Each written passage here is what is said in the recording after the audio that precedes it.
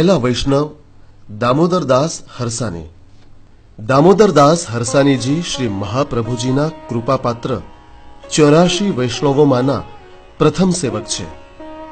શ્રી મહાપ્રભુજીએ જેઓને બ્રહ્મ સંબંધનું સર્વપ્રથમ દાન કર્યું હતું તેવા દામોદરદાસ હરસાની એ વૈષ્ણવ સૃષ્ટિના શિરમોર અને યશ કલગી જેવા છે।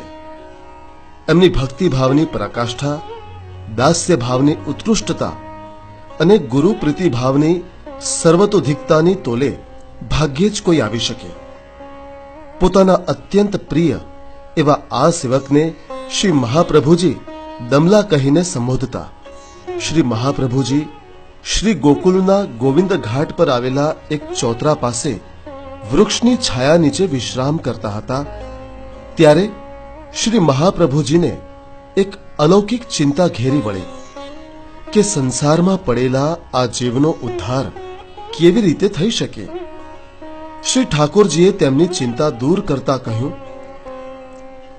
તમે જીવોને બ્રહ્મ સંબંધ કરાવો। આપશ્રીએ તરત જ શ્રી ઠાકોરજીને કહ્યું કે જે જીવને આપ બ્રહ્મ સંબંધ કરાવવાની આજ્ઞા કરો છો તે તો અનેક દોષવાળો છે, જ્યારે શ્રી પૂર્ણ પુરુષોત્તમ નિર્ગુણ છે તેનો આપની સાથે સંબંધ કેવી રીતે થઈ શકે। ત્યારે ઠાકોરજીએ આજ્ઞા કરતા કહ્યું, વલ્લભ, તમારું નામ અને સ્વરૂપ અત્યંત દિવ્ય છે। તમે જે જીવને નામ નિવેદન કે બ્રહ્મ સંબંધ કરાવશો તે નિર્દોષ બની જશે અને મારી કૃપાનો અધિકારી બનશે। માટે એ જીવોને અંગીકાર કરો અને બ્રહ્મ સંબંધ કરાવો। શ્રી ઠાકોરજીએ મહાપ્રભુજીને વચન આપ્યું છે કે જેનો બ્રહ્મ સંબંધ થશે તેમને તેઓ કદાપી છોડશે નહીં। આ સંવાદ થયો ત્યારે દામોદરદાસ થોડે દૂર સૂતા હતા। પછી મહાપ્રભુજીએ દામોદરદાસને પૂછ્યું, દમલા, તે કશું સાંભળ્યું? ત્યારે તેમણે પ્રત્યુત્તર આપતા કહ્યું, મેં સાંભળ્યું તો ખરું પણ સમજ્યો નહીં।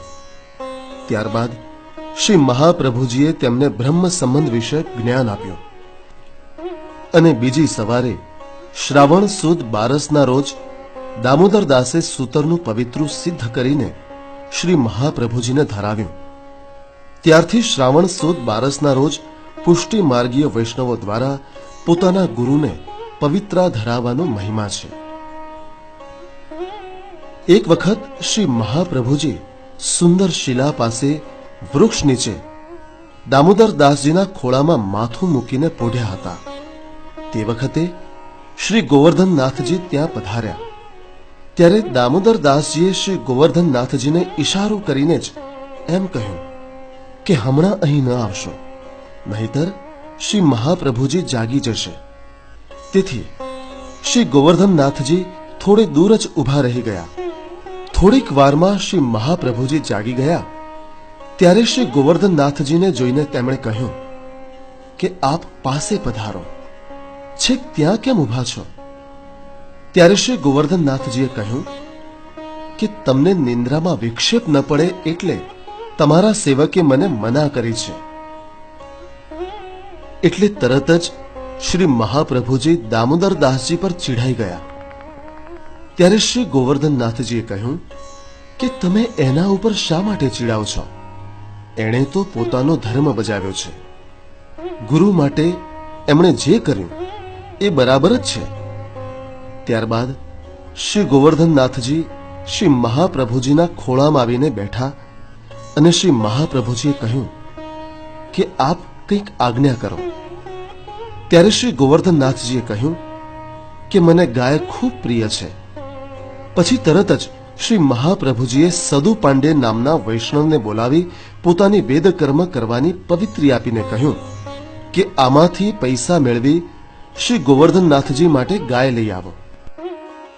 કબીર કહે છે કે ગુરુ ગોવિંદ દોનો ખડે કિસકો લાગુ પાए, गुरु गोविंद दोनों खड़े किसको लागू पाए, बलिहारी गुरु आपकी गोविंद दियो बताए। गुरु अने गोविंद બંનેમાંથી મારે એકને પ્રથમ પ્રણામ કરવાના હોય તો હું ગુરુને કરું કેમ કે તેમના થકી જ તો મને ગોવિંદની પ્રાપ્તિ થઈ છે. શ્રી મહાપ્રભુજીના અનન્ય કૃપાપાત્ર અને પ્રથમ સેવક તેમજ વૈષ્ણવોના શિરમોર એવા શ્રી દામોદરદાસજીને આપણા કોટી કોટી વંદન.